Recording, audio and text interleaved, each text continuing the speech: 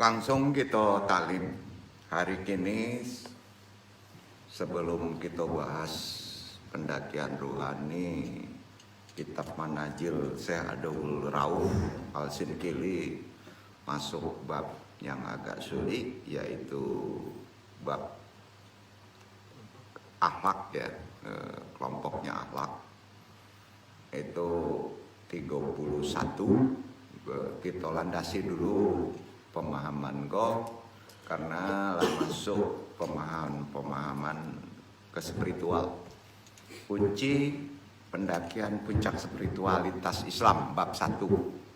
Ini 2 bab, insya Allah mudah-mudahan hari ini kita tuntaskan, besok masuk ke inti kaji lagi bab 31 ya, kelompoknya akhlak. Tentunya masih dalam kategori amalan, tasawuf, dan torekot.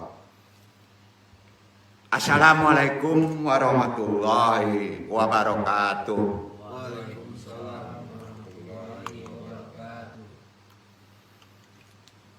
A'udzubillahi minasyaitonir rajim. Bismillahirrahmanirrahim. Alhamdulillahirrahman. Malamal Quran khalaqal insan alamahul bayan. Asyhadu alla ilaha illallah wahdahu la syarikalahu al-manan wa asyhadu anna Muhammadan abduhu wa rasuluhu la nabiyya ba'da usahibul mujatihi wa bayan.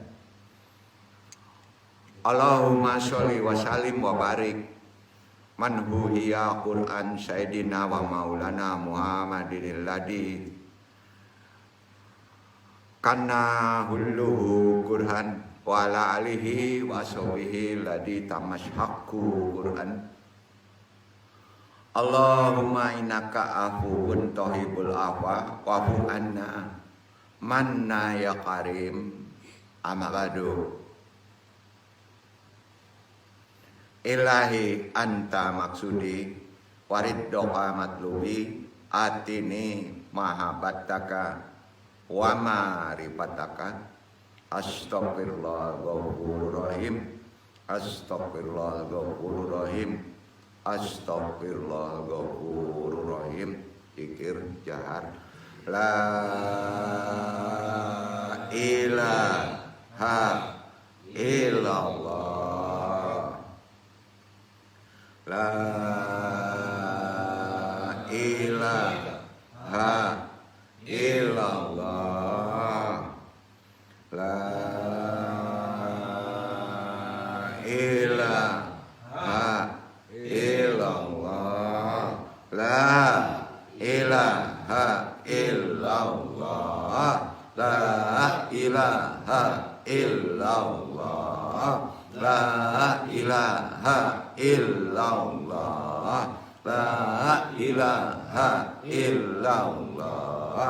La ilaha illallah. La ilaha illallah. La ilaha illallah. La ilaha illallah. Muhammadur Rasulullah. Ila hadiniya asyolihi wa ila hadrati Nabil Mustafa Muhammad sallallahu alaihi wasallam bil barokah wal karomah Syekh Abdul Qadir Waliullah bi syafaat Nabi Muhammad biiznillah. Faridullahi ya Allah ya Allah ya Allah innaka ala kulli syai'in qadir. Takdi hajatina pasangnya.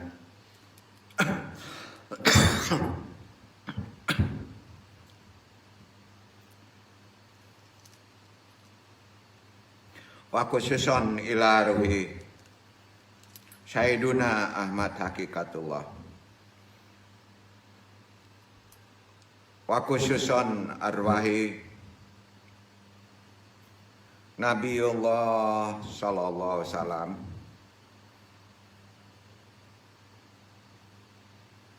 Wabil khusus hadiri Al-Mahdi Khalifatullah. Wa khususon ila ruhi muslimin wal muslimat. Al-Fatihah. A'udzu billahi minasyaitonir rajim. Bismillahirrahmanirrahim. Alhamdulillahirabbil alamin. Ar-Rahmanirrahim. Maliki yaumiddin. Iyyaka na'budu wa iyyaka nasta'in. Ihdinas siratal mustaqim. Siratal ladzina an'amta 'alaihim ghairil maghdubi 'alaihim waladdallin. Allahumma ahyina 'alal Islam wa amitna 'ala sunnah. Allahumma anta rabbi la ilaha illa anta khalaqtani wa ana abduka wa ala ahdika wa wadika mastata'tu a'udzu bika min syarri ma sana'tu abu laka bi ni'matika alayya wa abu janbi faghfirli fa innahu la yaghfiru dzunuba illa anta. Allahumma ya qadiyal hajat, Allahumma ya kafiyal muhimat, Allahumma ya dafiyal baliyat, Allahumma ya rafi'ud darajat, Allahumma ya syafi'al amrad, Allahumma ya mujibad da'wat, Allahumma ya arhamar rahimin, Allahumma inna nas'aluka selamatan fidin wa afiatan fil jasadi wa jadatan fil ilmi wa barakatan fil rizki wa taubatan qabla maut wa rahmatan indal maut. Allahumma hawin alaina fi sarakatil maut wa najata minan nari wal afan dal hisab. La haula wala quwata illa billahil aliyil azim. Alhamdulillahirabbil alamin.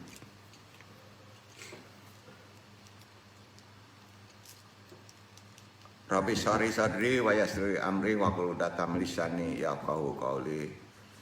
Taklim kita semoga Allah meridhoi dan doaku mudah-mudahan baik yang ditaklimi maupun pentaklim semuanya dilancarkan, dimudahkan segala urusannya dalam menjalani sisa kehidupan ini.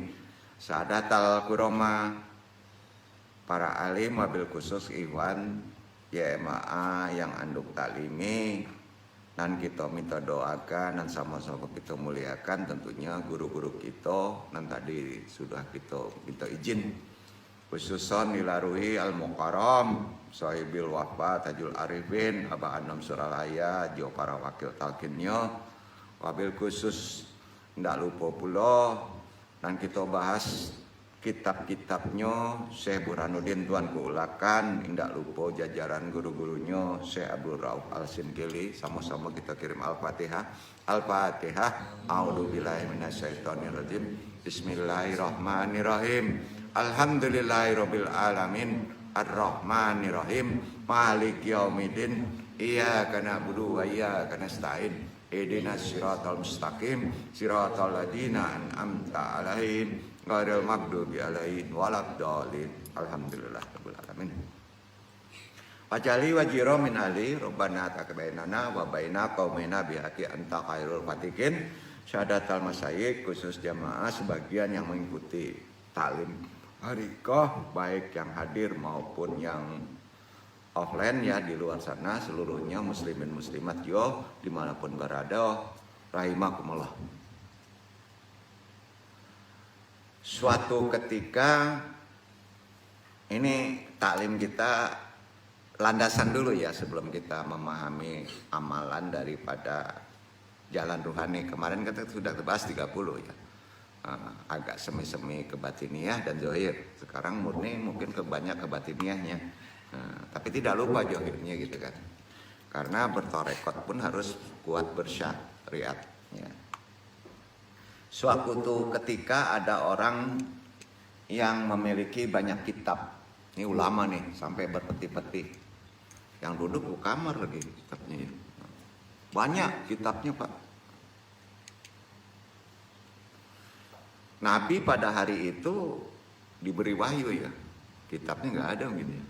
Umi kan ya, oleh Allah diberi wahyu.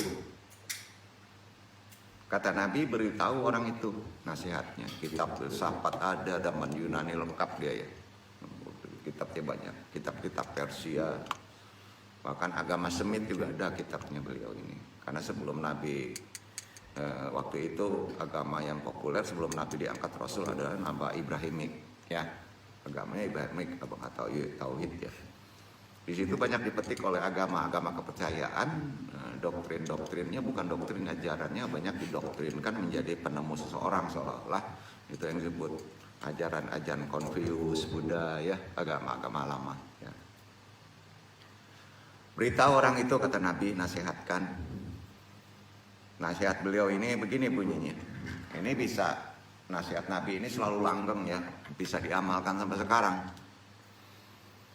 Ala rahimin anaka qad taraqa matladaikal khairu minal ma'rifah illa annaha lam takun datu faidah malam tafal hadihil asya'il syalasha wahad talatuhibul alam au jawahir alam. Nomor 1 begitu katanya.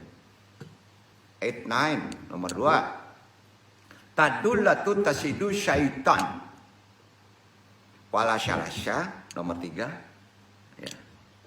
Tadu tauzi safona. Itu nasihat Nabi. Udah paham kan? Masa nggak paham? Itu nasihatnya. Pertama, tola tohibul a'lam au zawahir a'lam.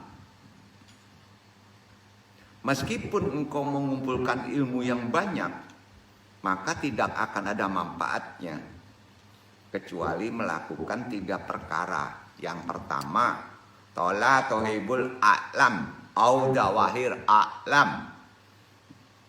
Jangan mencintai dunia, hubud dunia atau perhiasan dunia.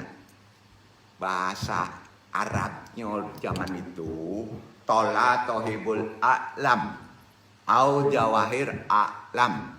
Jangan mencintai dunia, juga jangan mencintai perhiasan dunia. Dimiliki boleh, dimiliki boleh, tapi jangan mencintai. Iya. Ya. Kalau punya gitar, jangan dicintai gitar. Ya. Miliki boleh. Betul kan? Kalau dicintai gitar, enggak. Pak bini, Pak jadi bini kok. Wayo. Setuju, Pak? Kira-kira begitu. Supaya jangan kaku. Kita bahas perkara nan kedua. Kata Nabi etnain nan kedua. Tadulatu tasidu syaiton.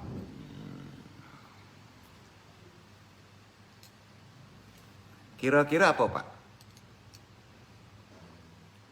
Jangan berteman dengan setan. Bahasa Arabnya syaiton. Bukan setan, bahasa awas setan. Jangan berteman dengan setan. Berarti Nabi nasihati setan itu mewujud. Nah, dalam asifatun. Ya. Karakter, sifat. Orang-orang yang perangainya tidak bagus, gitu kan? Nah, jangan berteman.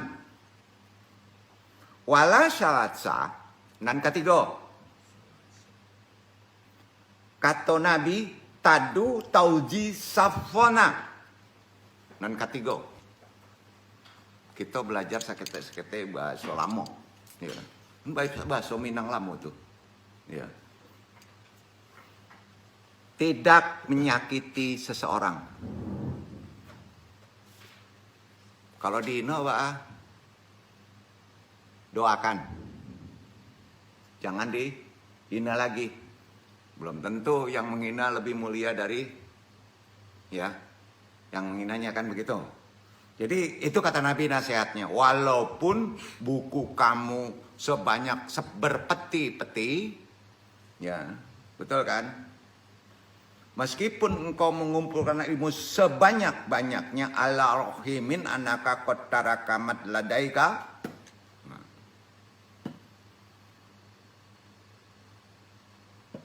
Kecuali engkau melakukan 3 perkara tadi, maka ilmu tadi kalau tidak dilakukan perkara itu tidak ada manfaatnya, walaupun dia profesor. Jadi syarat orang walaupun tinggi ilmunya, profesor, LC, hantu balau, kalau dia terlalu mencintai dunia dan perhiasan dunia, nggak ada manfaatnya. Kedua, jangan berteman dengan setan. Ketiga, tidak menyakiti seseorang. Ilmu tadi nggak ada manfaatnya. Ini hadis. Sangat lama hadis ini sahih. Allah rahimin annaka qad taraka matladaika khairu minal marifah illa annaha lan takun datu faidah malam fatal dahadil asya al-syalasha. Wahai tala tohibul alam au zawahir alam. Etnain tadullatu tasidu syaitan. Wala syalasat ketiga tadu tauji safwana. Jadi dasarnya itu dulu. Apapun ilmunya, ilmu ruhani, ilmu terbang, tek bengek, kalau tiga tadi dilanggar maka ilmu tadi nggak ada manfaatnya. Paham ya? Nah, yang tiga tadi itu dasar pertama kita mempunyai ilmu tinggi. Kita bahas dulu ketiga ini ya. Dalam pengertian ini banyak penafsir, tapi pada kitab-kitab lama. Salah satunya kitab-kitab yang sering dibahas oleh kaji tubuh atau kaji-kaji orang Minang Lamo. Perkaranan pertama, jangan hubut dunia. Jangan cinta bana jo pernak-pernik dunia, perhiasan. Nah, seseorang yang berilmu dan menginginkan ilmunya bermanfaat, berfaedah, barokah, janganlah cinta pada dunia hingga mengumpulkan harta dunia demi bergaya atau sombong dan lainnya. Karena sesungguhnya dunia bukanlah tempat orang mukmin, kata Nabi. Dunia bukan tempat orang mukmin. Biasa aja kan syariat ya. Dunia nggak tempat orang mukmin, tapi orang mukmin tinggal di dunia kan itu. Jadi kata Nabi, ciri orang alim, bahasa Arabnya alim itu orang berilmu, cirinya gitu. Itu adalah tidak suka dengan hal duniawi. Rasa itu harus ada. Itu berat. Kita semuanya rata-rata takut mati kan. Gitu ya. Nah. Kalaupun memiliki harta benda duniawi, cukup juhud sederhana saja dan jangan mencintainya dengan berlebihan. Sebab syaratnya orang alim, kata Nabi, syarat orang alim bisa disebut syarat ulama. Syarat orang berilmu bahasa mudanya. Kira-kira apa syaratnya Pak? Setelah dijabarkan tadi. Bukanlah banyak kata, melainkan sejauh mana bisa bermanfaatnya di dunia. Antum di sini sampai sejauh mana bermanfaat?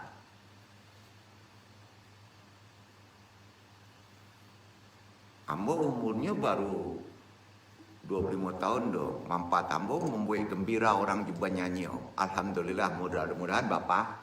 Halo. Baik itu Ikhwan Iqbal. Setuju tak? Nan mudo-mudo. Ya. Jadi makasihnya apa?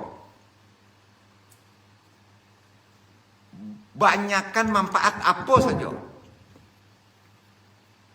Bukan banyak sholat. Derajat wali itu bermanfaat untuk orang lain kan? Iya kan? Itu udah ibadah bagus. Sangat tinggi itu.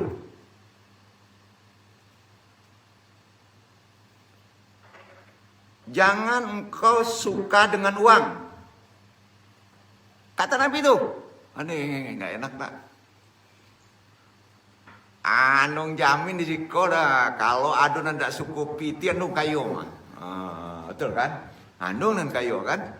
Jangan suka uang kecuali untuk berjuang di jalan Allah. Nah, jadi intinya nasihat hikmahnya gini. Kalau antum meniatkan ada duit untuk berjuang menorong jalan Allah, bukan Allah minta ditolong, maka pasti ada duit. Itu itikad. Ya, kalau niatnya untuk baru matanggo balik, nan udah baru matanggo. Kalau niatnya nan jomblo untuk baru matanggo batut, pasti ada duit berjuang. Tapi tak geser jo anaps hawa sulit deh. Ya, bahasa hukum, bahasa rasio di diri antum masing-masing. Ambo suruh nikah karena itu melengkapi agama Ambo.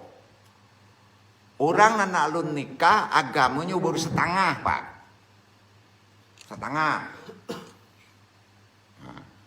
Ambo mati agama ambo setengah apa dia doi antara surga tinggal jadi neraka ruo cie ruo senang cie ruangnya udah lama tuh rancak kalau ke neraka mana apa tadi apa menanggung tuh udah lama kaku nak kaji kira-kira baik itu panui enak.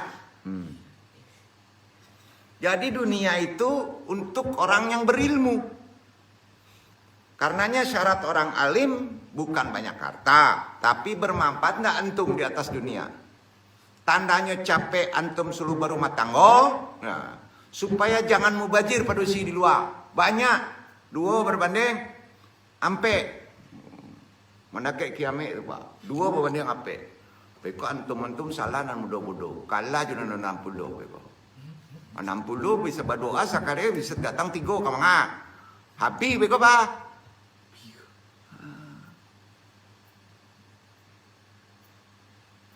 Dunia itu tidak akan menjadi tempatnya orang mukmin untuk menerima pahalanya kalau tidak mengikuti aturan. Jadilah orang yang berilmu atau alim karena sesungguhnya tempatnya orang mukmin itu adalah bukan dunia. Di mana mungkin tempatnya? Surga. Di siko numpang ngombe, numpang minum. Hanyo kaman naruko supaya dapat hasil bekal ke surga. Betul napa? Panggung sandiwara. Betul kan? Nampaknya. Itu pengertian jangan mencintai dunia atau perhiasan dunia. Bukan gak boleh memiliki. Ya. Yang kedua, jangan berteman dengan setan. Maksudnya menuruti perintah setan. Yakin menentang perintah Allah dan Rasulnya. Iya kan? Orang yang menentang Allah dan Rasulnya jangan dikasih teman. Orang yang bermaksiat berarti dia berteman dengan kata syariat setan, bersifat setan. Sebab dia meninggalkan perintah Allah dan Rasulnya, syariatnya gitu. Jadi sesungguhnya setan bukanlah teman bagi orang mukmin. Jadi seharusnya orang mukmin itu berteman dengan seakidah dan Allah, yaitu dengan menuruti perintah Allah, bukan malah berteman dengan setan. Ketiga, tidak menyakiti seseorang. Ini agak panjang. Awak acok sadar. Janta singgong penasehat.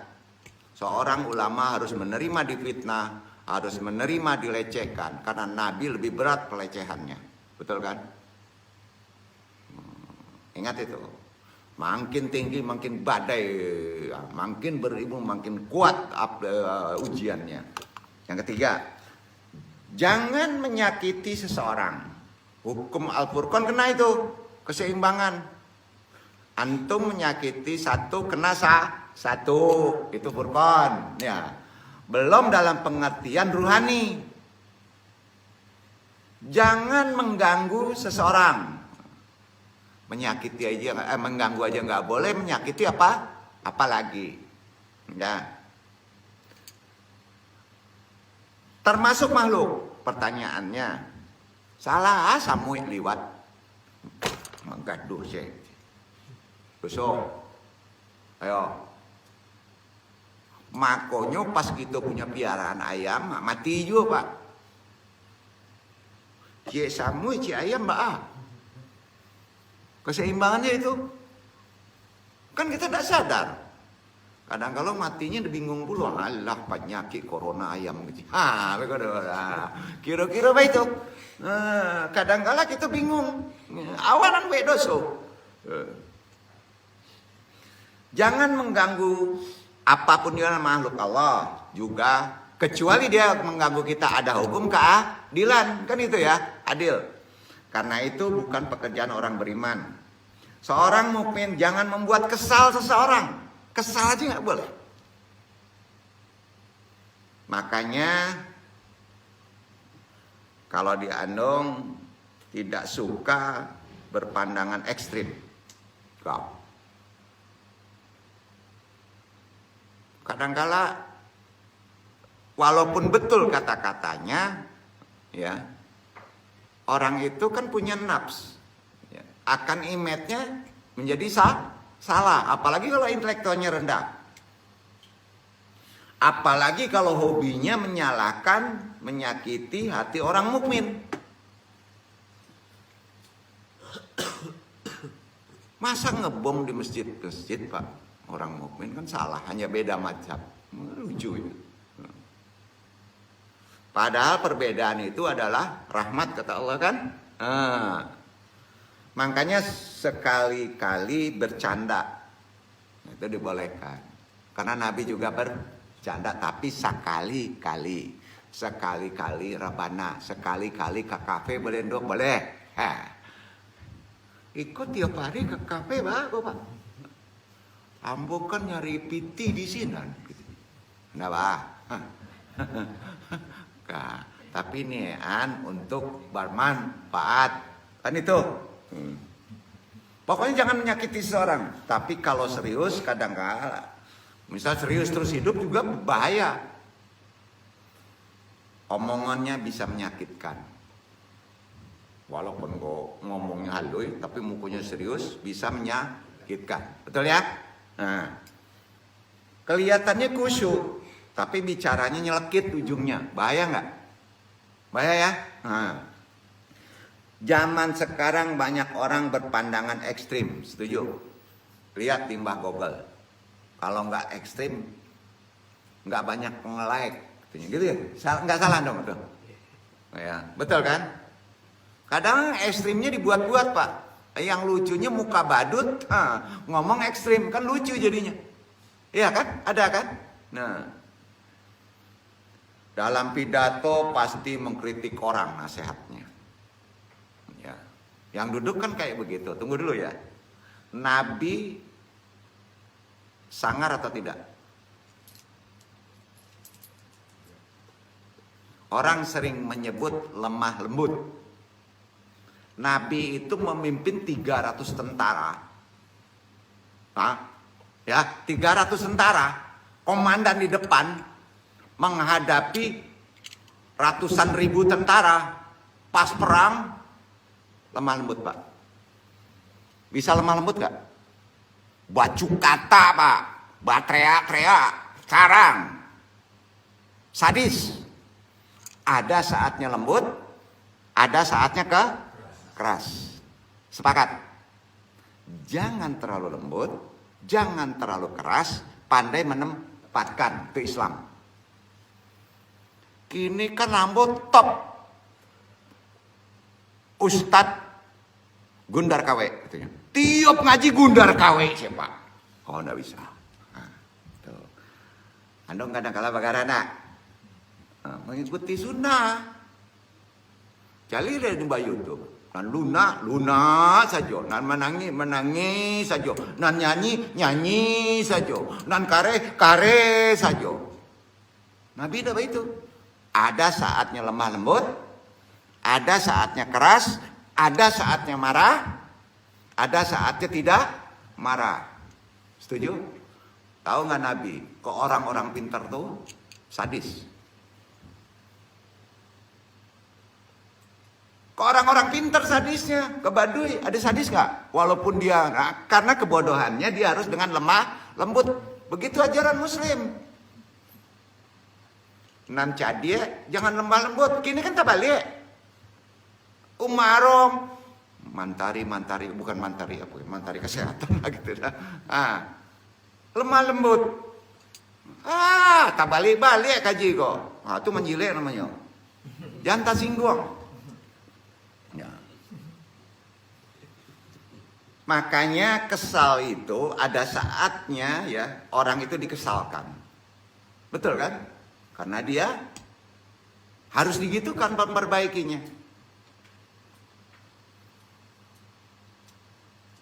Kalau ada ulama menyebut saya tidak suka orang yang berpandangan ekstrim, itu ulama bukan nabi. Nabi itu kan kafah. Ada saatnya nabi suka kepada yang keras karena diperintahkan perang. Ada saatnya lemah, lembut. Itu orang yang cerdas. Paham ya? Jadi wawasan dulu. Mengamalkan ilmu ruhani begitu. Oh, ilmu ruhani ini udah sampai tasawuf, nangis aja kerjanya sendiri aja. Itu nggak tasawuf, bro. Ya, bayangin kalau ilmu ruhani dimensinya kan sudah dimensi abstrak. Di dimensi abstrak banyak makhluk aneh loh.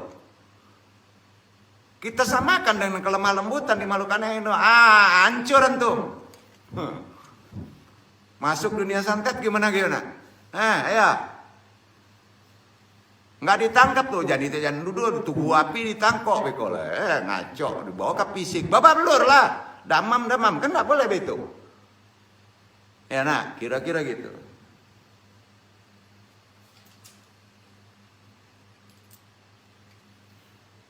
Jadi hati-hati, kelihatan kusu tapi bicaranya nyelekit karena mengikuti aturan harus keras katanya. Berarti itu mazhab garis keras, ekstrim kan? Nah, walaupun sifatnya lembut jadi lucu. Ya. Ada prioritas, dakwah itu memang ada prioritas. Para habaib gimana? Kalau kita ngelihat di dunia medsos, Habib, dong sebut ya, Habib Siddiq gimana? Habib Lutfi Pekalongan gimana? Datang dikasih makan, ya, dirangkul, dikasih tidur, halus bener ngomongnya, lebih halus dari Indo. Habib Lutfi itu, Habib, dasar dia prioritasnya jalan lembut. Habib Rizik gimana? Allahu Akbar, Allahu Akbar. Sampai berurusan dengan hukum, jalannya garis keras. Apakah mereka pecah? Tidak. Mereka orang-orang ulama berilmu. Cara dakwahnya berbeda. Pertanyaannya dong. 8 tambah 2 berapa? 10. Jalannya, caronyo 8 ditambah 2. 5 tambah 5? 10. Jalannya 5 tambah 5. Hasilnya harus 10. Sama mereka hasilnya harus 10. Begitu muslim.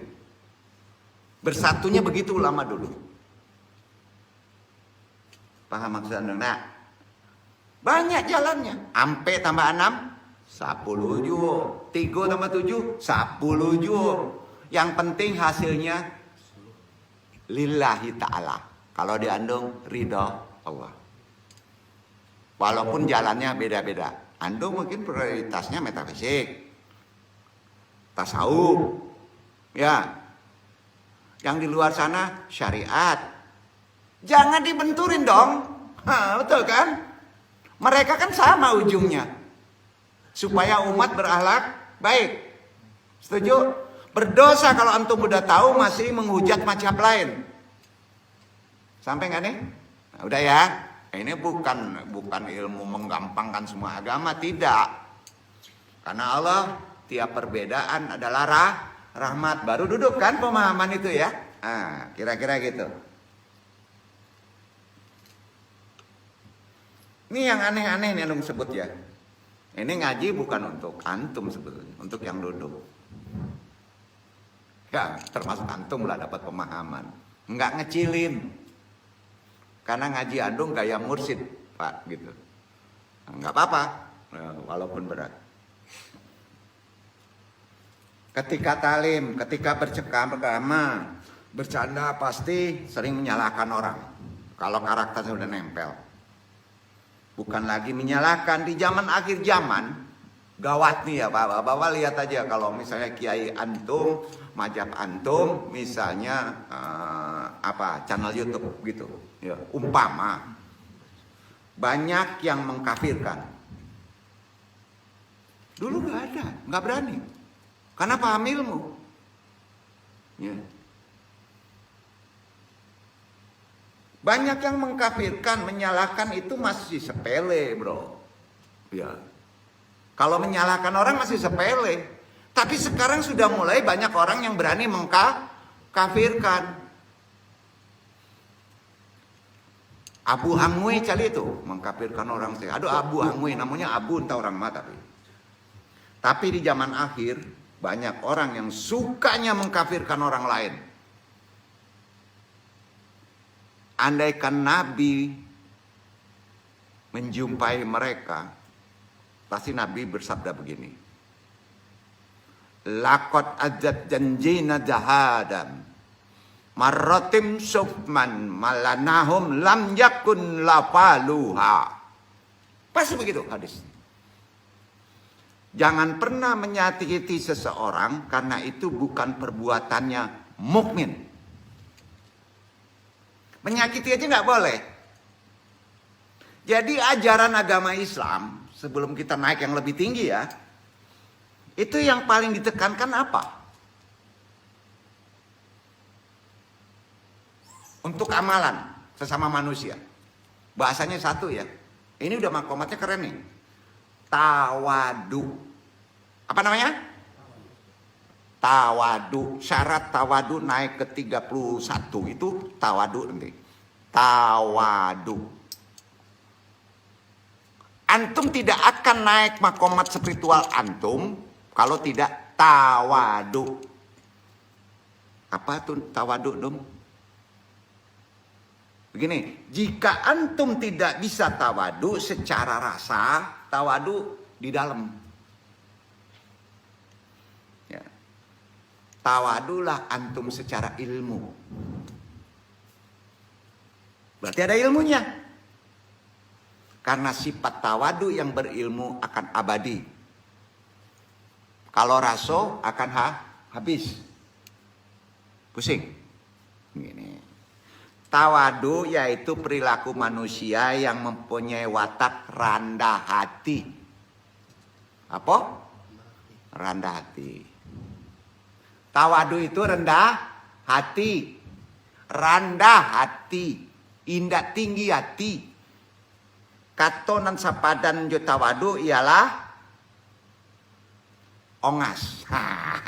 Oh, onge. Sombong. Banyak anak taraso. Nan duduk kan acok ngejo. Betul kan? Kan untuk nan duduk kajinya untuk nan posinan dah. Kan nan nyebut untuk nan duduk. Nan awan dah duduk. Baselo. Ya. Tidak angkuh. Itu tawadu. Atau merendahkan diri.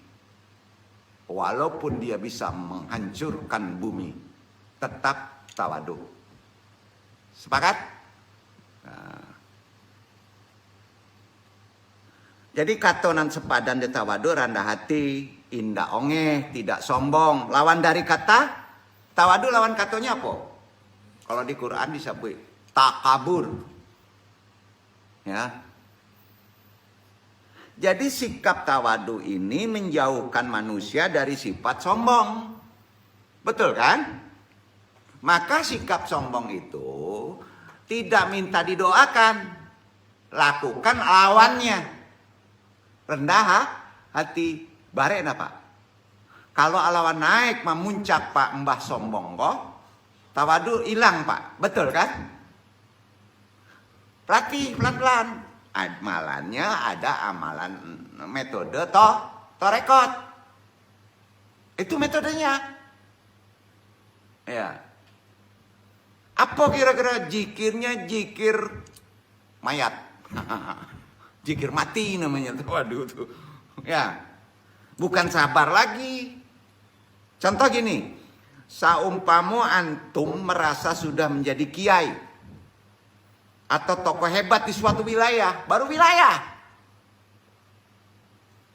Tokoh hebat Sunda, populer. Minang.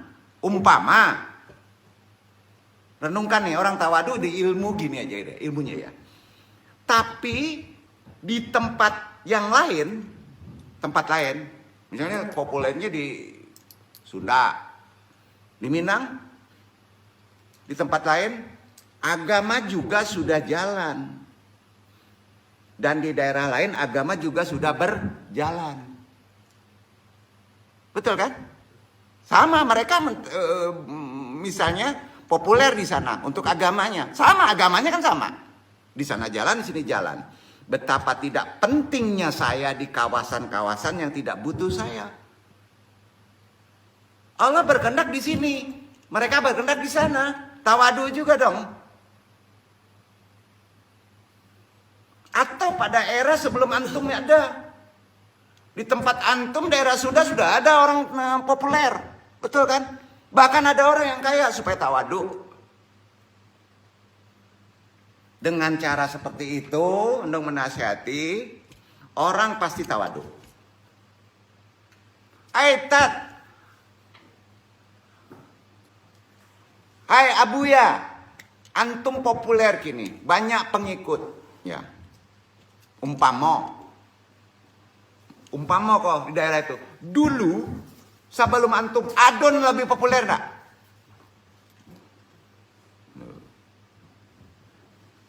Itu tawadu, supaya tahu dulu. Karena dia tahu daerah yang tidak ada, dia tidak di sana, ternyata juga ada masjid, kegiatan agama kan? Ada kan? Berjalan kan? Oh, kita lomba gini. Banyak mah di Jawa Barat masjid nan mentereng di Dare umpamanya. Keren di Dare itu. Nggak nampak orangnya. Sianan membangunnya tahu-tahu mantereng betul kan? Jangan ada orang tawadu. Menyumbang nggak memperlihatkan diri kan? Itu makanya jangan merasa tinggi, merasa anu ndak bisa. Dong nasihatin, dong share kok. Tidak naik, tidak akan meninggi, tidak akan naik derajat antum. Ya, akan tumpul antum punya ilmu. Kalau antum dasar pertama tawadunya tidak ada. Sayangnya tawadu yang tahu aku tawadu atau tidak ada dirinya sendiri. Kan gitu kok. Itu sifatnya. Makanya tawadu ilmu. Ini kan tawadu ilmu.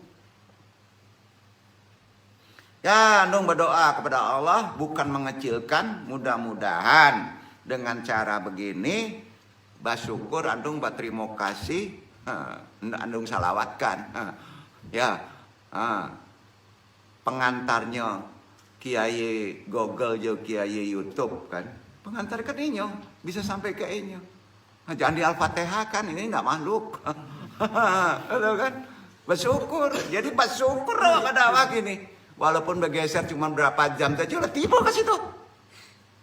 Gata-gata kayak yang mengaji juga anduang. Nggak mau tahu begini. Ada saatnya disampaikan. Disuruh perang. Disuruh diam. Betul kan? Disuruh lembut. Setuju? Setuju. Jangan mudah tersinggung. Beko sumbiang awak. Mana ada enggak? Tanda sayang baik itu. Mudah-mudahan Jokaji macam Iko bisa tawadu. Ya. Karena dia tahu daerah yang tidak ada dia ternyata juga masih ada kegiatan-kegiatan yang sama bahkan lebih keren.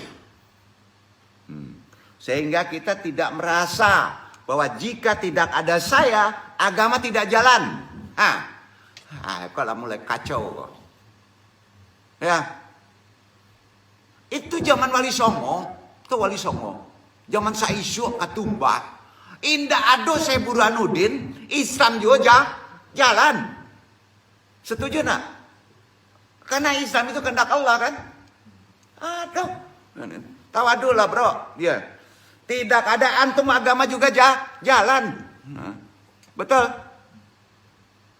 Enggak ada Syekh Iwan agama juga jalan. Enggak ada Serio agama juga jalan. Enggak ada Nandodo Andung agama juga jalan. Betul. Jadi tawadu bagi seorang alim ulama hukumnya wajib. Kok menerangkan tawadu? Karen dong. Tawadu harus dibalik. Menerangkannya kare. Kalau nan kare panarangkannya lunak. Gitu. Antum bisa nak berang tapi lembut. Bare. Lunak tapi kare. Bare itu nan bahaya, Pak. Itu orang lama cok menyebut itu. Dakwah harus begitu.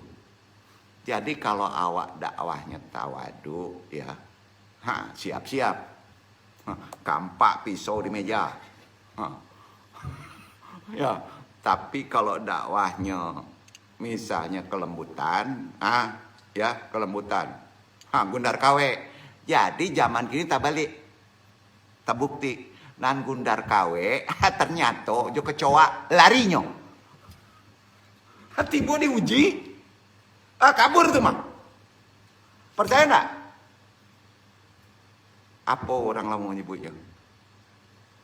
Nggak lama, Pak. Kosakata orang Minang tuh luar biasa.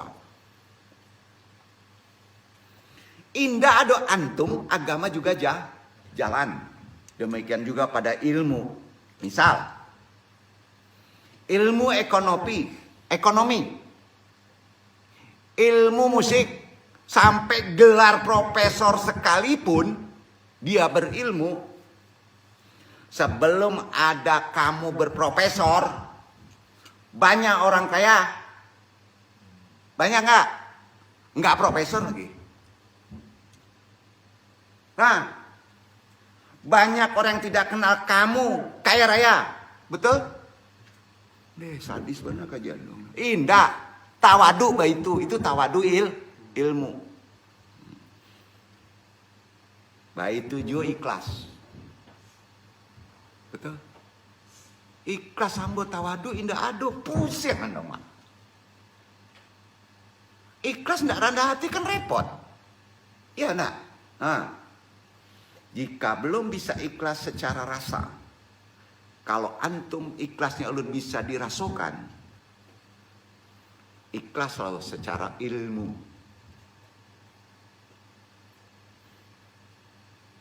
Karena tawadu itu sangat penting, dasarnya untuk menaik ke langkah rohani, guna memudahkan naiknya makomat rohani kita, maka andung alas dulu dengan ini. Walau antum merasa seorang mursyid, habib, banyak pengikut, kalau belum bisa tawadu, antum tetap santri. Apa? Santri. Murid. Tetap santri. Jangan-jangan belum santri lagi. Nah, ini yang repot. Syarat santri aja berat. Asal usul santri itu apa sih?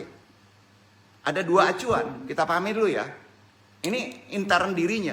Pertama, adalah yang mengatakan bahwa santri itu berasal dari perkataan santri, sama sebuah kata dari bahasa Sangsekerta. Bukan Islam tuh. Santri itu bukan dari Arab. Sangsekerta. Artinya melek huruf. Santri itu melek huruf. Bisa baca. Bisa ikra. Yang mana identik pada kaum kelas literal. Zaman Wali Songo, nyantri itu diajarin baca, nulis, literal. Pada masa kekuasaan politik Islam di Demak, Jawa sana, sebutan itu diberikan karena seorang santri itu bisa dikatakan kaum yang memiliki pengetahuan tentang agama lebih khusus. Melalui kitab-kitab yang bertuliskan bahasa Arab dari ulama-ulama di atasnya, terutama para habaib. Paham ya? Nah.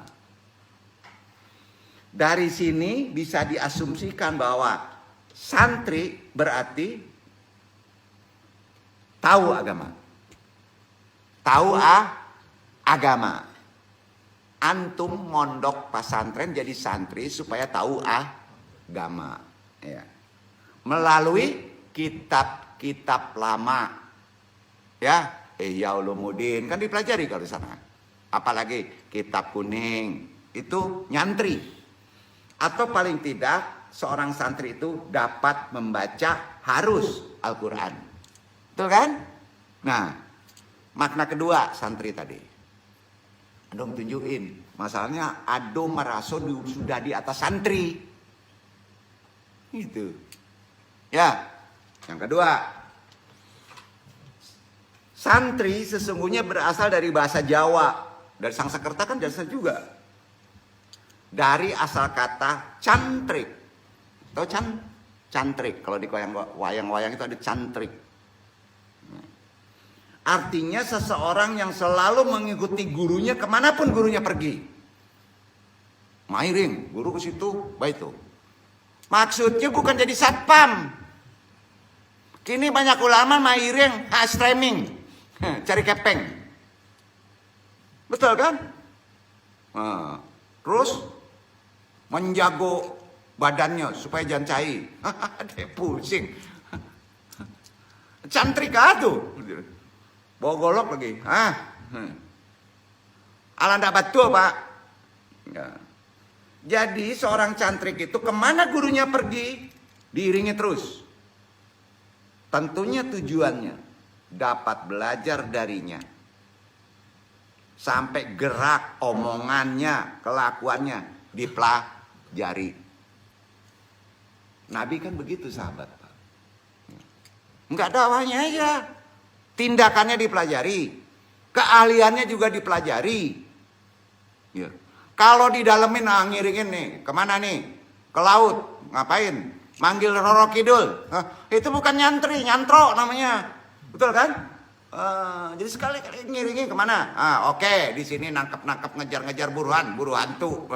Tapi harus sandarin akidah. Itu nyantri, cantrik namanya. Tahu Wali Songo?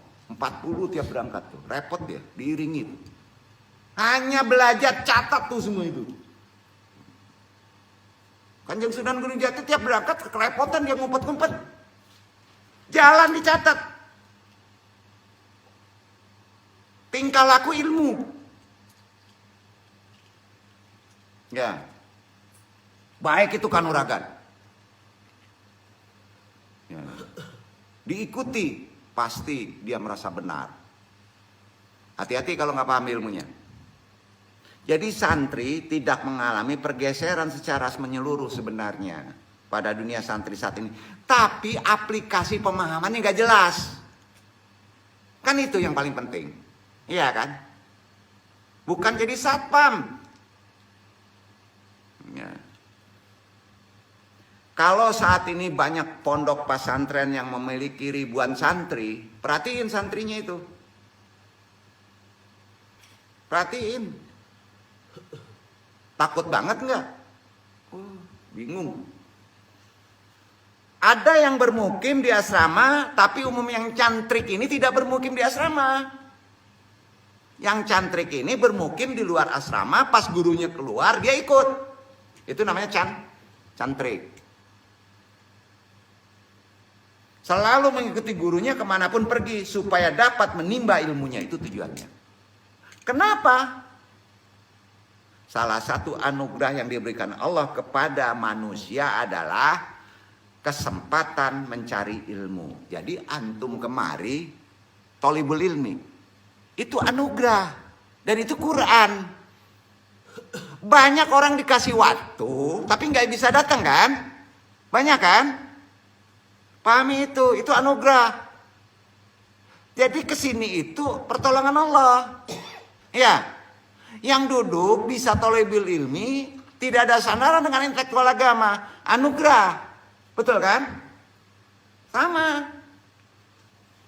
Begitu ilmu-ilmu ruhani, anugerah dari Allah, mengejar ilmu anugerah. Manusia adalah diberi anugerah adalah dikasih kesempatan mencari ilmu. Ilmu apa? Ilmu agama lah. Ya, karena ilmu yang wajib ilmu agama. Agama apa ya? Agama Islam akidah kita. Nah. Atau dimudahkan antum mencari ilmu. Itu anugerah. Itu bukan ikhtiar antum. Mereka sampai profesor walaupun bapaknya kere, ya, itu anugerah dari Allah. Tukang cendal bisa naik haji? Dihitung penghasilannya, masuk akal nggak? Enggak. Anugerah dari Allah. Ya, pegawai negeri. Nah, gaji untuk listrik habis, anak 4, tapi sekolahnya pada berhasil, anugerah dari Allah. Allah masuk. Jadi antum menimba ilmu dimudahkan, datang kemari anugerah dari Allah. Kesempatan mencari ilmu anugerah dari Allah. Dimudahkan mencari ilmu anugerah dari Allah. Setiap ilmu dipelajari menjadi kemuliaan sendiri kalau antum berpikiran seperti itu. Saya datang ini karena campur tangan anugerah Allah. Maka mulia ilmu antum. Sampai Pak? Setuju? Itu dasarnya. Maka antum bisa tawadu nanti tuh. Dimudahkan mencari ilmu, datang kemari itu anugerah. Kalau dipelajari kemuliaan tersendiri, tempatnya nanti surga. Walaupun gak sampai ilmu antum. Karenanya setiap bab dalam ilmu yang dipelajari akan mendapat derajat naik makomat. Baru bab. Naik sendiri. Tanpa kita menyadarinya. Kita belum mengamalkannya. Contoh. Seorang belajar mengenai hukum menyembelih, mendabiah. Kan kok patang kurbana. Kan ada ilmunya. Ada fikihnya. Dalam menyembelih hewan, bagian yang wajib dipotong tuh di Islam. Nanma. 2 urat leher. Ada 2 urek. Wajib tak potong. Indah sampai putui. Kalau itulah tak potong, halal. Baca bismillah, halal kan itu. Kan ilmunya itu. Di mana letaknya? Indah di iko kan kalau di ayam. Kalau tidak ada ilmunya di mana dipotong? Maaf, orang-orang nana pahaman lain. Nya masukan kah karungnya randam kah? Air, mati. Supaya janda keluar darahnya. Kalau keluar darahnya tidak lama, haram. Kan ada ilmunya. Dengan sebab mempelajari bab mandabiah saja, ya, seorang menjadi tahu tata cara. Sehingga daging ayam menjadi halal. Iya kan? Indah ilmu betot dan dipelajari. Ilmu itu dulu. Iya kan? Jadi halalnya. Bermanfaat kan? Daging yang halal dimakan mendapatkan tempat di surga. Quran. Ilmu betot jadi batu cincin. Masuk surga, neraka. Ilmunya. Sementara apabila daging tersebut haram, caranya salah jadi haram. Dimakan. Maka tempatnya neraka. Neraka lah ada. Haram masuk, riba masuk ke perut. Menyembur ke dada, masuk ke otak, pam, berubah antun seton. Karakter, pangkalnya makan riba. 1 riba, 1 pecahan, setan masuk. Itu hadis. Maka bersihkan, sucikan, bersihkan, sucikan, bersihkan, sucikan. Dasarnya itu. Tawadu antum, tawadu. Bahwa kita masih kotor. Sulit naik makomat kita. Ada sebuah kisah seorang pemuda yang mencari ilmu. Pemuda ini menemui ajalnya. Antum datang kemari. Mati tergiling tronton di muka umpamo. Nggak ada tronton di muka. Mati ajalnya di sinan. Sebelum menyelesaikan belajar alun masuk. Allah berfirman, maka derajat makomat pemuda itu langsung Allah tambah. Itu mewajibkan diri Allah begitu. Walaupun dia belum belajar, baru niat mau belajar, maka derajat makomat ruhaninya langsung ditambah. Ada di Quran itu. Begitu tingginya untuk datang ngaji ilmu aja. Walaupun dia tidur. Walaupun hanya tidur.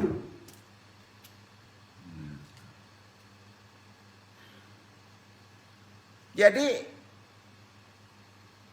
begini, Allah berfirman maka derajat makomat pemuda itu ditambah. Allah mewajibkan dirinya sendiri apabila orang meninggal dalam keadaan alim, bisunati wa sunati anbiya.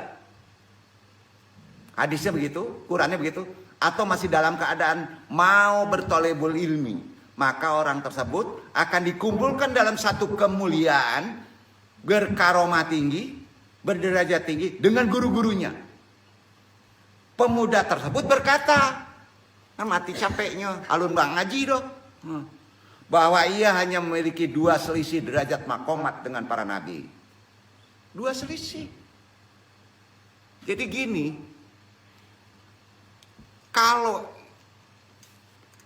Ikhwan Iqbal mau ngaji, mati di depan dipatok ulah. Kok alun ngajinya lah mati lu di luar. Ya. Misal, jangan camek. Karena nung takuian nan duduk kanan capek mati, jangan doang kata duduk kiri capek mati bulo kita jangan doang sakit kok. Kok ngaco kok kaji kok. Mati ndak urusan duduk kanan kiri. Betul kah? Iya, setuju. Ilmunya harus paham. Takdir. Jadi umpamo, aku Kak Iqbal tadi salah ya enggak. Umpamo mati. Beko ngece itu. Mengece itu. Ambo kini memiliki 2 selisih derajat makomat jo para nabi. Derajat pertama kece Iqbal ditempati oleh para nabi dan Rasulullah. Level pertama tempatnya nabi jo para rasul. Baris kedua ditempati para sahabat, ulama, wali, pengikutnya. Kemudian baru sampai ambo. Dan mati lun sempat tak patuju lah kubra katanya. Umpamo, kau umpamo. Dan ketiga ditempati para ahli ilmu dan yang masih dalam keadaan mencari ilmu. Sahih hadisnya. Tidak percaya berarti antum tidak beriman. Makanya kalau malih kamari di muko badoa minta capek mati. Aku kajian dulu itu. Jangan doa minta mati. Itu. Kuntu fi muntasofi safi syalif wastakbaluni ya. Marhabanitan. Aku berada di tengah-tengah barisan ketiga. Kuntu fi muntasofi syaf syalif wastakbalunia murahabanitan. Aku berada di tengah-tengah barisan ketiga dan mereka menyambutku marhaban. Jadi misalnya Ikhwan Iqbal mati, kadatang Bapak jadi siko Ikhwan Iqbal balik salah dong menjawab Ikhwan Iqbal. Umpamo matinya di sinan langsung pas dikubur ditampean ya Allah tuh di alam ndak kabarja langsungnya. Nan ado nabi itu langsung marhaban menyambut Ikhwan Iqbal. Makanya minta doa mati. Kuntu fi mustasafi safi syalif wastakbaluniya marhaban murahabananitan. Aku berada di tengah-tengah baris ketiga dan mereka menyambutku berkata marhaban. Itu kata Ikhwan Iqbal. Ndak naniko kok. Ikhwan Iqbal nan alamati kan nama Iqbal banyak Pak. Ndak iko ya salah sangko. Iya kan? Kira-kira apa itu? Jadi gini, bertanya secara syariat. Kata marhaban biasanya tersandangkan pada apa? Marhaban ya Ramadan. Apa artinya? Selamat datang bulan Ramadan. Balaja dulu. Balaja, nah itu pengertian sesungguhnya. Sederhana bana. Itu gunanya thalibul ilmi. Kan umumnya orang marhaban itu selamat datang, nak. Iya, nak. Betul kan? Sederhana bana pengertian itu. Mengecilkan Quran. Terlalu sederhana. Kurang tepat. Banyak ulama tidak tahu. Kata marhaban diambil dari kata rahib. Rahib. Artinya luas, lebar. Tidak berbatas, lawe. Rahib. Itu sebabnya iktibarnya. Itu iktibar. Marhaban sering digunakan untuk menyambut tamu, memuliakan tamu, para penggede, gubernur, jenderal, kan? Walaupun antum alun ilmu mati di sini. Contohnya Saroman Ikhwan Ibal tadi. Umpama itu disambut melebihi presiden. Marhaban ya marhaban. Jadi pas awal melakukan kenaikan derajat ruhani, para wali sering mendengar kata marhaban. Marhaban. Itu kunci isik ya. Duduan dulu maksudnya, makan dulu, tegaskan dulu. Supaya jangan asik. Kalau misalnya antum diagitau awak ngimpi banyak orang basorak marhaban marhaban, artinya apa? Sebentar lagi ke bulan puasa katanya. Ba ilmu indah. Anda enggak tuh. Betul kan? Tandanya ilmu antum itu diterima, dimuliakan Allah. Itu makasihnya. Nyantri juga. Nyantri disambah pula. Baru nyantri. Mursid pula katanya. Nyantri sih baru. Bukan mengecilkan, mengingatkan. Tawaduk. Di atas langit masih ada langit. Yang duduk pun belajar. Nukil. Kan nukil nih. Itu apa? Dari kitab lama. Nung sampaikan. Jangan masa tahu. Nan duduk sih nukil. Percaya enggak sebelum ngaji tadi, nan duduk enggak tahu marhaban tuh. Bulan puasa katanya. Bulan puasa katanya. Kemuliaan orang yang mengkaji ilmu. Sambutan dari Allah adalah marhaban. Puasa itu kan menahan. Antum enggak belajar ngaji, menahan saja, tambah ilmu antum. Naik derajat antum. Sampai kembali kepada yang bersih, fitrah. Betul kan? Marhaban kata Allah. Disambut antum dengan hati penuh kebahagiaan, kelapangan, disambut. Pada intinya pemaknaan kata marhaban, ucapan yang menilai bahwa Ramadan merupakan tamu besar yang disambut kegembiraannya oleh umat Islam. Karenanya marhaban memiliki arti sebagai kata seru untuk menyambut atau menghormati kedatangan tamu. Itu bahasa biasa. Orang yang berilmu, ulama yang berderajat mulia, disambutnya marhaban. Makanya salah satu nama Allah ada yang menyebutnya adalah dari 99 ada yang menaruh lagi marhaban. Jadi Allah yang menyambutnya. Bayangin Pak.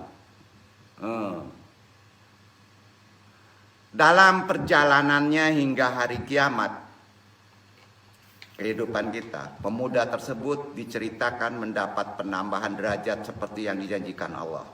Pemuda ini dinaikkan makomat derajatnya hingga derajat paling tinggi bersama para nabi. Ya. Jadi betapa pentingnya mencari ilmu, setuju? Penting? Maka kata Nabi, ilmu di atas jihad. Mencari ilmu di atas jihad. Jadi antum jangan sedih. Artinya kalau mati antum berarti fi sabilillah, walaupun belum masuk sampai pintu niat antum maruh thalibul ilmi fi sabilillah. Lillah sama dengan perang Badar. Lebih mulia dari perang Badar, itu hadis.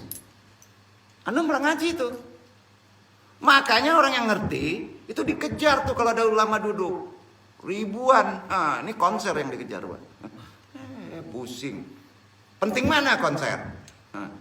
Nah, misalnya Ustadz Arel gitu kan, nyanyi. Itu ribuan. Padahal masuknya derajatnya marhabin, bukan marhaban. Disambutnya sama marhabin gitu.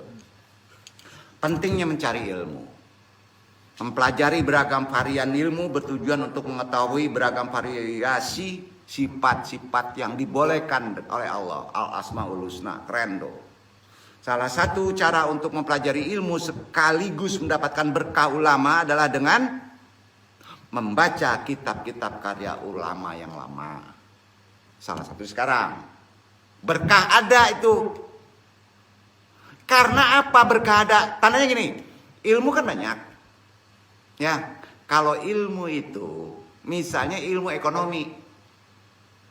Ya, dipelajari boleh-boleh. Tapi ada hak diri menggunakannya. Kalau antum akhlaknya jelek, yang para koruptor itu ahli ilmu uang. Tapi kalau ilmu menjila ilmu ini ada nggak yang dipelencengin gitu? Nggak ada kan, Pak? Ilmu kenaikan derajat takwa. Ada nggak orang yang takwa jadi maling? Pasti baik. Betul kan? Itu ilmu yang wajib. Jadi ilmu-ilmu epistemologi di luar itu terkait kita memakainya. Tapi kalau ilmu ini memaksa kita untuk menjadi baik, maka hukumnya wajib. Maka di situ disebut ilmu itu ada berkah. Mana yang mesti kita dulukan? Quran itu pasti ada berkah, pelajari. Ilmu kimia belum tentu ada berkah. Ilmu matematik belum tentu ada berkah. Karena tergantung kita terkait dengan akhlak. Duduk gak? Jadi berkah terkait dengan akhlak, spiritual, moral kita. Betul kan? Nah, ahli musik kan ilmu pilihan. Bisa jelek nggak? Gitu. Makanya berakhlaklah yang baik. Bukan nggak boleh. Setuju ya? Nah, pertanyaannya, ilmu mau tahu kenapa yang duduk ini jarang mimpi dengan Nabi atau nggak ketemu Nabi? Tahu? Persoalannya tahu? Pak Al sulit ketemu Nabi. Mungkin belum pernah. Dijamin nggak pernah dalam mimpi. Antum-antum nggak pernah ketemu Nabi. Jawabannya satu. Selama antum-antum masih merokok, Nabi tidak akan menemui antum. Ya. Kan susah tuh. Kan gak enak. Kenapa? Karena rokok yang paling dibenci oleh Nabi, tapi tidak mengharamkannya. Ada sandarannya. Ada hadisnya. Waktu Nabi di Kufah mau menemui masuk rumah, ada satu jemaah majelis. Nabi datang pas di pintu, balik lagi. Ditanya sama Abu Bakar, wahai Rasulullah kenapa balik lagi? Ada orang yang merokok. Aku tidak suka kepada yang merokok. Jadi Nabi paling gak suka kepada yang tidak merokok. Tapi yang merokok, ada yang bisikin titip salam Nabi. Gitu. Gak bisa datang karena antum masih merokok. Gitu. Jadi kalau ingin mulia, ngimpi Nabi. Tapi syaratnya yang paling gak bawah. Jangan, karena itu dibenci. Bukan diharamin, haramin itu kepikir bro. Yang duduk ini sulit. Nah mulai besok mudah-mudahan gak pada merokok supaya ditemuin Nabi. Gitu. Jadi amalan ini enggak selawat Nabi. Ngerokok terus bro. Habib kan banyak ngerokok. Kan saya ketemu Nabi 3 kali tapi ngerokok juga. Bohong tuh. Andung sebut bohong. Nabi paling tidak suka kepada orang yang rokok, bukan haram. Ini ada ulama, apakah rokok itu haram? Pusing dijawab, nggak mau tahu lah. Pusing, karena nggak ngerti fikih, makro. Banyak hadis tuh. Kalau nggak ya susah juga ya. Kenapa diciptain setan sih? Pusing. Nama tembakau diciptain Pak. Ya, nggak boleh mubazir kan Pak? Ada sih lain. Nah, justru yang haram itu kalau memang nggak boleh merokok aturan Tuhan udah jelas bengek merokok juga ya haram lah, betul kan? Iya kan? Ibu hamil, haram kena rokok. Ya. Kalau asap itu haram, Pak, knalpot haram semua, Pak. Antum kena haram semuanya. Knalpot mobil kan haram, Pak. Asap. Lebih gawat lagi. Jadi pentingnya mencari ilmu, kita sampai tahu fikih. Tahu ya, ilmu spiritual tertinggi kan ditemuin Nabi. Kenapa antum sulit ketemu Nabi? Jawabannya udah tahu. Jangan tinggi-tinggi dulu. Karena nggak ada hafalannya salah. Karena antum masih merokok sampurna. Sampurna. Ada hadisnya tuh. Udah tambah ilmunya kan? Ya.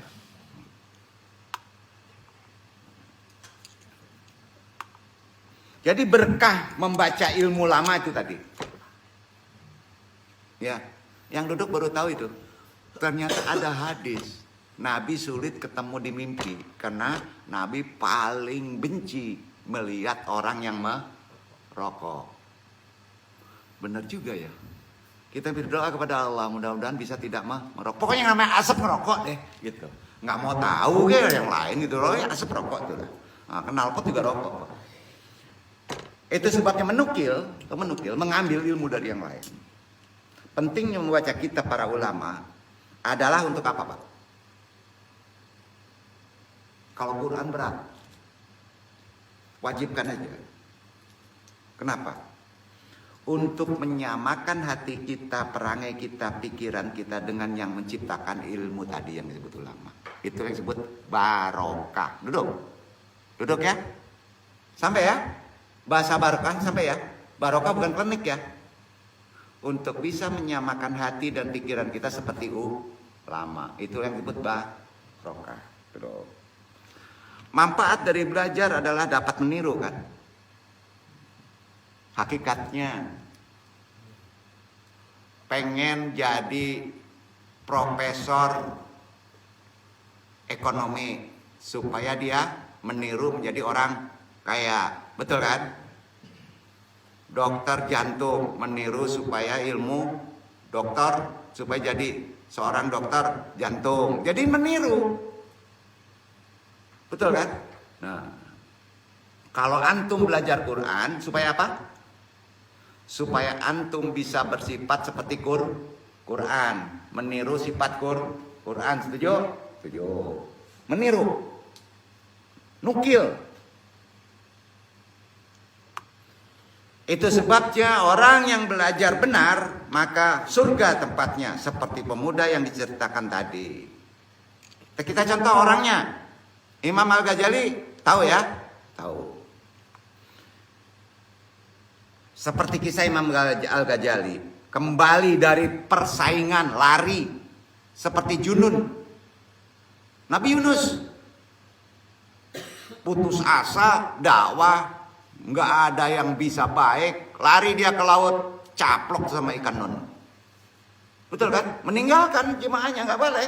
Begitu juga Al-Ghazali, kabur dia. Ya. Karena dikalahkan oleh Quran. Dia cerdas. Setelah baca Quran, ilmu-ilmu dia itu bablas filsafat dia.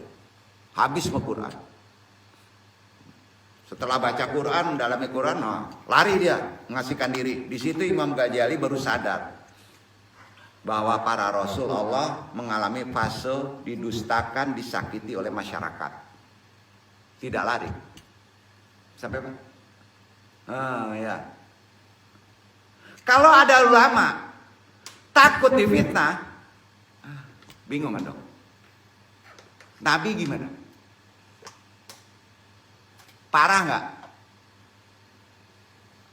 Jadi siap-siap ngaji di sini difitnah sama orang, dicaci sama orang, tapi antum kuat dan antum menang. Itu janji Allah kan? Ya. Imam Ghazali baru berpikir bahwa ulama adalah penerus Nabi. Bagaimana bisa disebut ulama apabila ia belum merasakan seperti Nabi? Salah satu yang bisa dirasakan ngaji sejarah. Yang didustakan, disakiti, difitnah oleh umatnya, betul kan? Ilmu rasa tuh. Seorang ulama dibutuhkan oleh umat. Kalau lari, ya. siap juga dikritik, setuju? Perbedaan intelektual, siap juga dinasihati, setuju? Di awal kan antum sadis kata dia. Kata ada yang disebut sadis, ada yang bisikin sadis banget ngajinya kata. Enggak, anda ngikutin nukil kaji. Ya. Bahkan Nabi difitnah. Ingat, seorang ulama itu dibutuhkan oleh umat, siap juga dikritik, siap juga dinasehati. Ya. Bukan malah jadi angkuh, sombong, hilang tawadu, nggak penting menegur di bawah level dia. Unik nih. Nggak mau tahu apa itu sekandung, sekufu, senasab. Belajar fikih dong. Hargai yang lebih tua. Setuju? Itu penting. Bisakah ulama seperti ini disebut ulama? Ini kata Nabi. Ada yang bertanya sahabat. Bisa disebut ulama. Walaupun tasbihnya sagadang taluit ya Pak.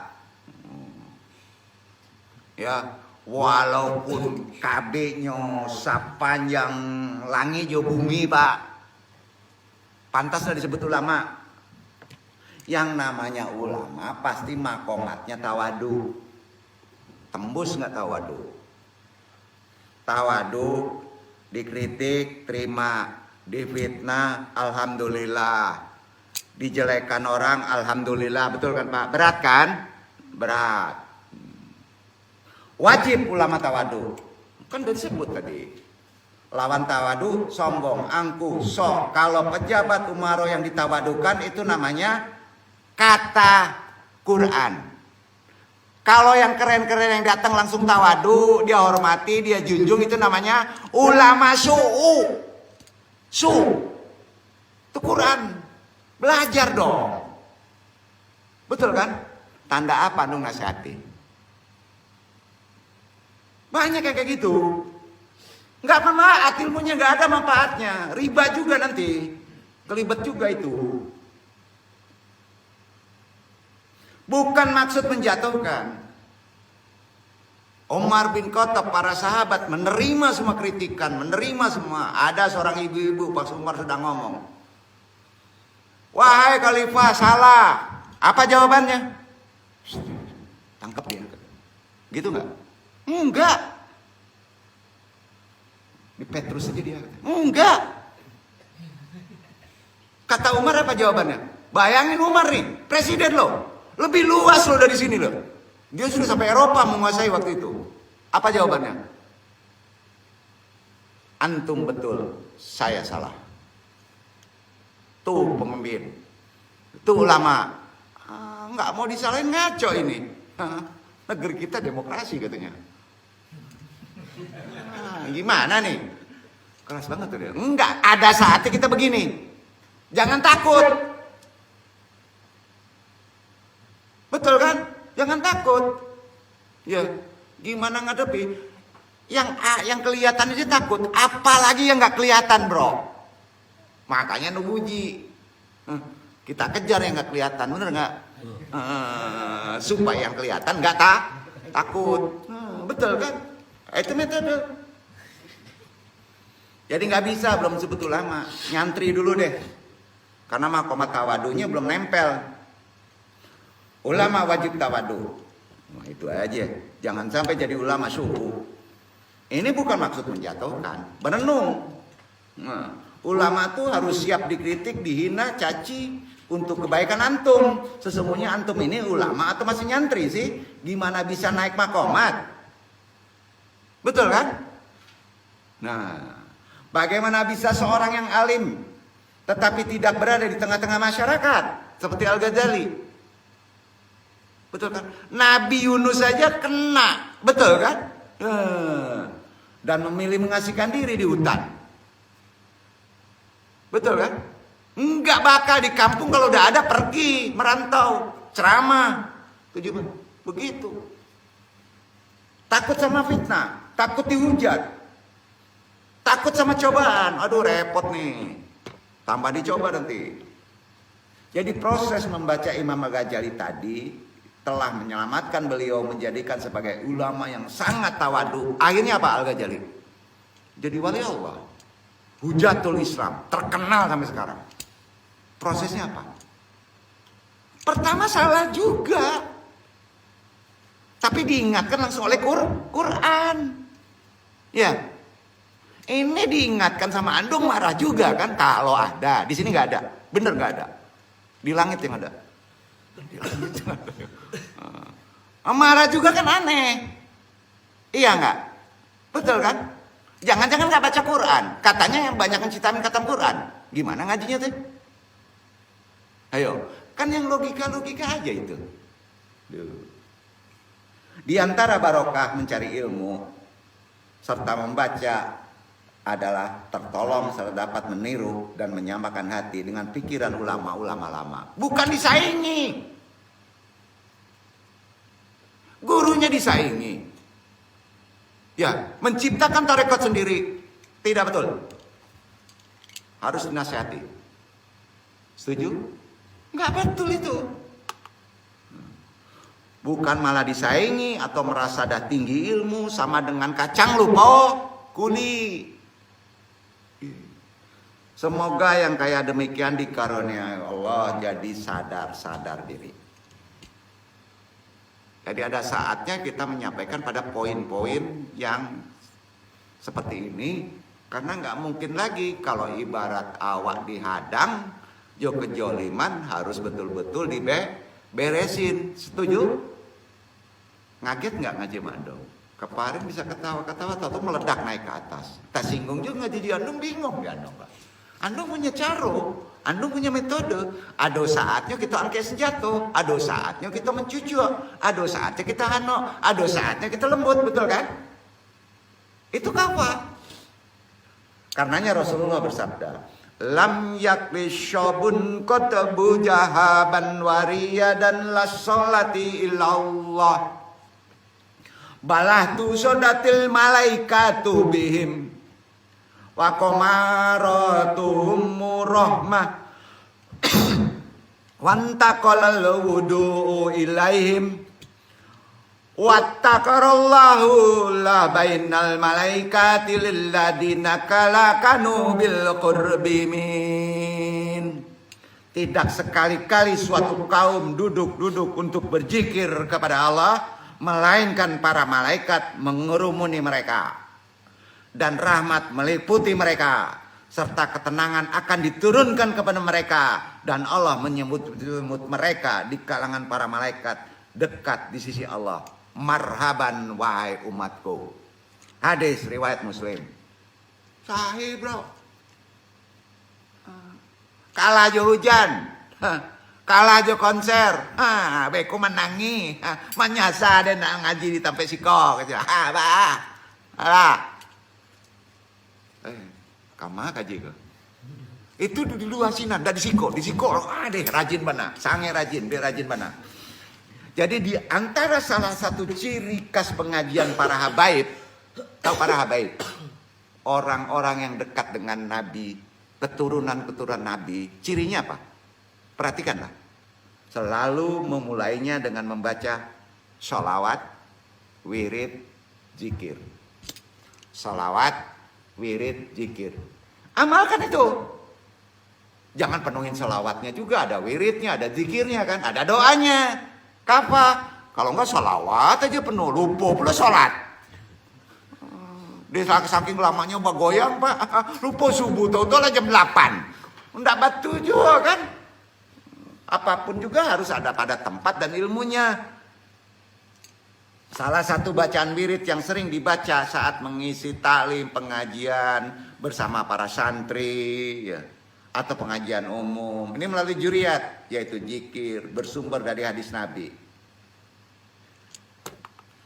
Subhanallahi wa bihamdihi adada khalqihi wa ridho nafsihi wa jinnata arsihi wa midada kalimatihi.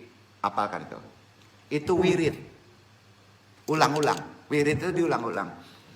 Subhanallahi wa bihamdihi adada khalqihi wa ridho nafsihi wa jinnata arsihi wa midada kalimatihi. Subhanallahi wa bihamdihi adada khalqihi wa ridho nafsihi wa jinnata arsihi wa midada kalimatihi. Itu wirid. Sebelum wirid salawat. Salawat wirid. Sudah sewirid wasilah, sudah wasilah zikir, sudah zikir baru doa. Gitu bro. Wiridnya ada. Kalau secara syariat, subhanallah wa bihamdihi subhanallahil azim, subhanallah wa bihamdihi subhanallahil azim, itu umum. Tapi antum udah beda, udah masuk 31. Apa yang disebut? Catat. Subhanallahi wa bihamdihi adada qalbi wa ridho nafsihi wa jinnata arsihi wa midada kalimatihi.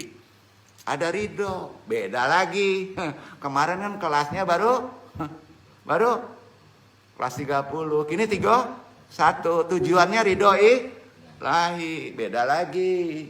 Jadi bukan plan ngajian dong. Kelas 1 diajarin ilmu kimia, memble. Ya, beda kelas.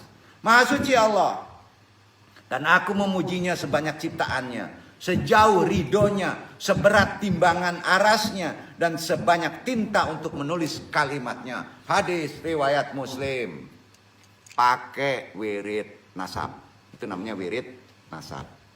Nanti dong set.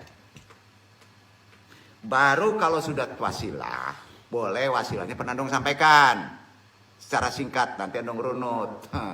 Karena ustadz ilmu kita, Akang Pauji belum juga sampai-sampai catatannya. Jadi bingung, andong aja yang buat lah. Ya gitu ya. Betul kan, belum sampai ya? Belum. Jadi pusing juga andong nih. Nanti terlalu banyak kan Pak, rame. Ya, nanti zikirnya diamalkan ya. Duduk di pengajian waktu bertolebul ilmi, kemudian ada zikir. Zikirnya zikir maut. Zikir anfas.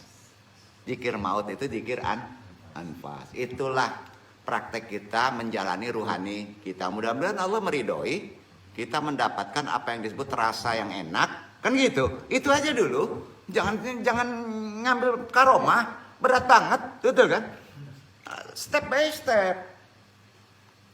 Masyhur kisah Nabi Ibrahim memiliki ruangan khusus di rumahnya untuk sholat. Itu Nabi Ibrahim. Ya, beda. Dan tidak boleh siapapun masuk di situ. Cerita dulu. Tutup ngaji nih ya. Karena ini 2 bab, nggak putus. Ini 1 bab aja kita putuskan. Suatu ketika ternyata tahu-tahu sudah ada seseorang berada di dalam ruangan khusus tersebut seperti 4 kalwat begini. Kaget nggak bro? Mudah-mudahan doain. Pas antum ruang kalwat, ada yang di dalam. Mau ngapain antum? Kalau nggak lari terpirit-pirit, potong antum. Benar. Yang duduk pernah ngalami itu. Tapi lambat laun ya, tapi ya derajatnya tidak sama tentunya. Beda-beda ya. Makomatnya beda-beda. Suatu kita ternyata tahu sudah ada seseorang berada di dalam ruangan khusus tersebut. Terjadilah komunikasi. Nabi Ibrahim dengan makhluk itu. Bertanya Nabi Ibrahim, man akhtol ibnul laka fafila. Gitu ngomongnya. Jadi kalau ada yang nongol di tempat sholat antum, sebut man akhtol ibnul laka fafila. Siapa yang memberi izin kamu? Gitu. Itu kan punya kita. Tempat kita. Betul kan? Boleh. Pribadi itu hanya kita dengan Allah kan? Siapa yang memberi izin ke kamu? Dijawab tuh oleh makhluk tuh. Benar. Man ladaihi hada manzil. Yang punya rumah ini. Tuh bingung. Bilanya izin. Kata tamu itu. Ladaya wahid ma'amunzil. Walam kofil iflah. Saya yang punya rumah. Awadan yang punya rumah. Dan saya tidak memberi izin kepada kamu. Jawab Nabi Ibrahim. Nabi itu. Jawab tamu. Nah duduk saya tidak mau tahu.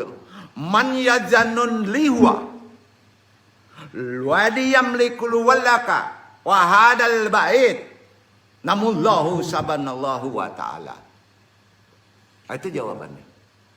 Yang memberi izin saya ini, yang memiliki saya, kamu, rumah ini, yaitu Allah subhanahu wa ta'ala. Oh, takajui. Betul enggak? Betul enggak? Jawaban itu. Tamu tersebut menjawab, kata Nabi Ibrahim, baru menangkap. Yanni annaka malak. Tahu. Berarti kamu malah malaikat. Tanya Nabi Ibrahim. Naam anna malak. Kailalaka anta tukadda hayatak. Ya, saya malaikat, disuruh nyabut nyawa kamu. Bayang. Kalau tampenya Iwan Iqbal duduk waktu sholat tibo itu. Aden kamari disuruh manjabui anggo sinan. Itu makanya ketertutupan datangnya malaikat maut itu disembunyikan oleh Allah. Supaya kita tidak takut. Betul Pak, kalau ilmu lebih tinggi santai saja. Israel bisa dibentak loh bro. Malaikat kubur bisa dibentak. Naam anna malakailal laka anta tuqada hayata. Ya, saya malaikat disuruh nyabut nyawa kamu. Kata tamu yang ternyata malaikat Israel. Kemudian terjadi lagi tanya jawab dari Ibrahim. Akhirnya Nabi Ibrahim ngomong, santai juga. Jiyazubu antakun muqatiyan. Ana kalilur rahman. Ana habibullah. Hal hunnaka habib yaqadulu ahad abrati asrati. Kata Nabi Ibrahim. Sahih nih. Wah antum kaleru gitu ya. Salah antum. Saya ini Khalilur Rahman. Saya ini kekasih Allah. Masa ada kekasih kamambae waden mamudoden gitu ya? Kan betul jawabannya. Kata Nabi Ibrahim. Menjelaskan Nabi Ibrahim tersebut. Malaikat kan punya akal cerdas. Akal asli namanya. Malaikat Israel berpikir. Batu juga. Gamang juga bayang toh. Awak bakal bisa mengece batamu sindak. Tak tutui. Oh jujin je dapat tamu doh. Lebih rendah lah ya. Masuk akal ya. Naam hadat tabbah wahwa. Asyukul lillah summa kalillallah wa atafa. Fakrar malaki Israel. Iya. Dalam hati nih nggak diomongin. Masa ini kekasih Allah kemudian oleh Allah dibunuh, dimatikan. Pikir malaikat Israel. Kemudian malaikat Israel menurut kisah ini kembali menemui Allah. Gak dicabut, dipending. Menemui Allah. Qul an-Nabi Ibrahim Allahum abhukul habibu qatlul habib. Yatumum qadiyan ya Allah. Ya Allah, kata Nabi Ibrahim disampaikan. Masa kekasih bunuh yang dikasihi. Itu kan memang gitu. Seperti masuk akal ya Allah, kata malaikat Israel. Kemudian Allah menurunkan wahyu kepada Nabi malaikat Israel. Kembali kamu turun, temui Nabi Ibrahim sambil membawa wahyu. Setelah itu malaikat Israel kembali menemui Nabi Ibrahim sambil menyampaikan pesan dari Allah. Wahyu tadi, alaisat mustaitadan limuqabalati ahadi afrodi usrotiha. Masa kekasih tidak siap bertemu dengan yang dikasihi. Ayo. Itu wahyunya. Masa kekasih tidak siap bertemu yang dikasih. kata malaikat Israel menyampaikan pesan Allah kepada Nabi Ibrahim. Nabi Ibrahim akhirnya cabut lango den. Maka dicabut, disitulah meninggalnya Nabi Ibrahim. Ada komunikasi, kemuliaan beliau.